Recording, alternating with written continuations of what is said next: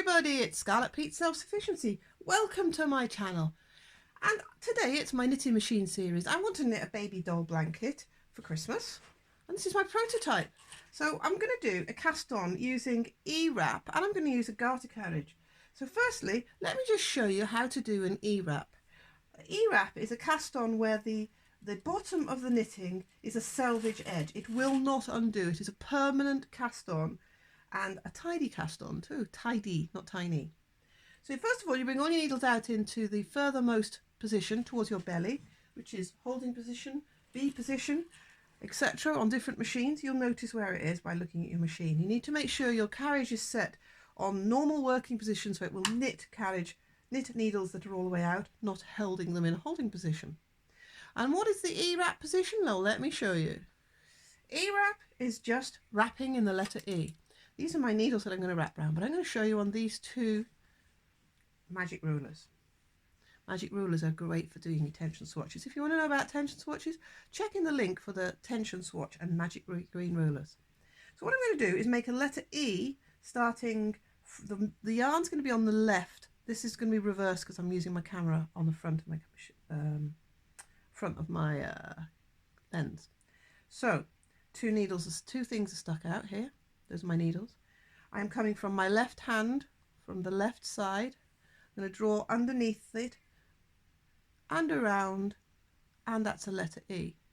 And go round the next one, and that's a letter E. Basically, if you wrap round and round and round, you're strangling it, but we're not going to do it more than once.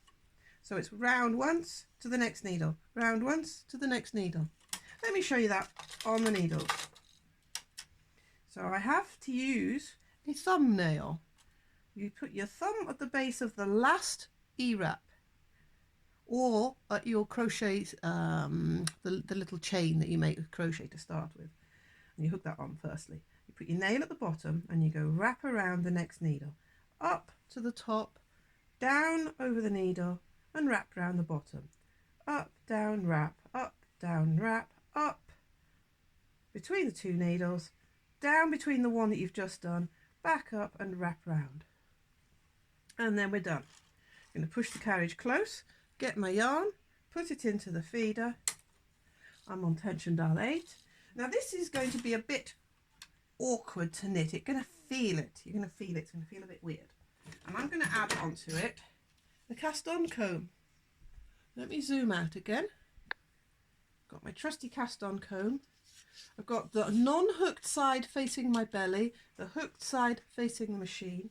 You go up where the latches are, making sure you've got an equal amount of cast on comb on each side of the work. Push it between the needles till you get to the edge. Tilt it towards the machine. Hook on and pull back slightly till you catch all those E-wrapped bits. Let's see, shall I zoom in? Can you see? So all your stitches are caught.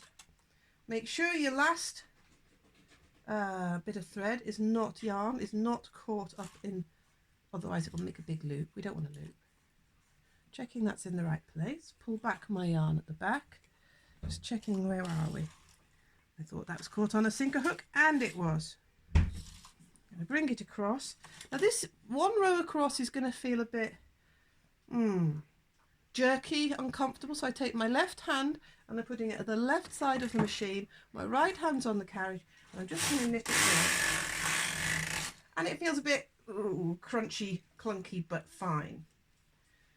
Pulling down on the comb, checking it's locked into all the bottom stitches. I'm going to put 2 weights on, my claw weights. This is a claw weight. You can see why it's called a claw weight, and you can repair them. That's another video I've got on how to repair them, and that one needs putting a bit straighter. You just bend them around and fix them up, see? That one's a bit wonky, a bit like me. I'm wonky. Now then, we're going to now take the carriage off. So we turn the carriage to KR. We take the yarn out of the carriage, holding with our hand, tipping up and scooping off the carriage, and we're going to put on the garter carriage, my little friend here, the trusty garter carriage. Look at that. So I'm just going to slide that on the edge of the work, on the bed, holding down the grey piece, tipping up the front nose, sliding it along till the magnet is about to pass the first magnet. And what I'm going to do now is just put the yarn into the feeder. To do that, we take the yarn, we hold it between two fingers so we've got it tight. We open the gate peg here, hold it in a straight line, present it to the machine, and then when it clips in, we just wiggle it to check it's free moving and not snagging. Close the gate and pulling back up, pulling the yarn back up. So that's that. Now let's choose the pattern number. So what I'm going to do is say M, I want something. It says, do you want the pattern number? Because the pattern number is flashing red. I'm going to say, yeah, I'd like number 475, please. And the please is going to be the M. It says, okay. Because I'd already got this programmed in the machine, it's on pattern row 3. I'm going to say, no, I want row 1. So I'm going to go CF. At the beginning, please. It's now set. Now, because we're using the garter carriage, and this is an electronic, there are points at the back of the garter carriage, here and here, that are two magnets where they sit, and they need to pass the magnet on the main machine, which is just about here behind my finger. So what I'm going to do is take the carriage and pass it gently past that magnet to the beginning of the work, and then just drop it down again. And all you do to do that is lift up the front with your finger and put it down. And I use the grey rail here and here, depending on which direction, just to push it down to the bed while I lift up, and my finger there pushes it left or right, which is what I want to do.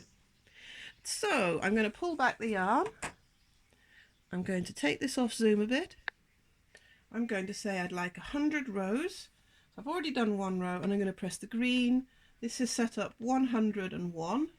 My yarn is in the correct place. At the top there's a little piece of metal that needs to be the yarn underneath it, because if it drops down it switches off the carriage. And I'm just going to press go. Stop. But I should have done one thing. I want to make a garter carriage pattern, not a cast off, which is the last thing I did. So we're going to put it onto G on the top. And we're going to put it on circular repeat knitting, which is the furthest setting to the left here. All these buttons here are going to be set. Wait for a minute, put that one to 101. So that's G, the return arrows on both sides, and it's going in that direction, so the arrow is pointing there. Now I'm going to press go, and it might actually work for you.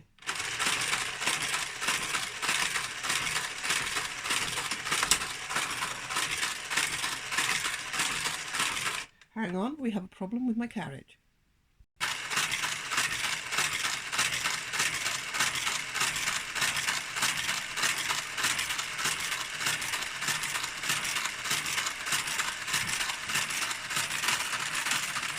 And there we have it knitting. When it changes sound, it's working the patterns in the garter pattern.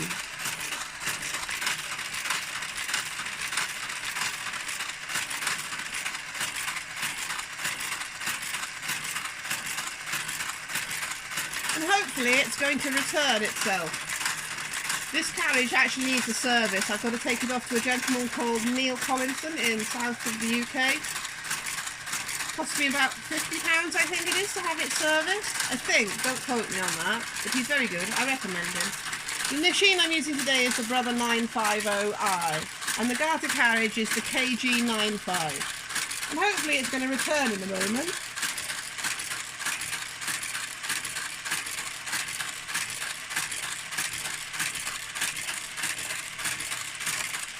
There we go. Here it comes again. Let me just stop so I can chat to you. That's it basically. My carriage is being a bit awkward, so it does need to go and have a good service and a sort out. I hope you find this helpful, and please like, subscribe and share, and I will get back to you with the completed blanket soon. Bye bye.